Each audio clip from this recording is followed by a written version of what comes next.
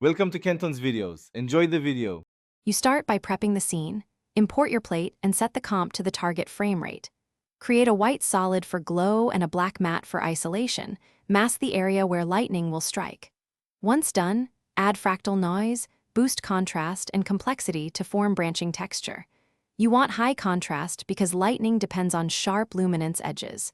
Make sure to position layers so the white solid sits above the matte. That gives you a clean base to generate channels. Now you sculpt the bolt itself. Convert the fractal into lightning veins by applying edge detection and threshold. Tweak levels to thin paths. You should animate evolution and keyframe thresholds slightly to simulate jitter.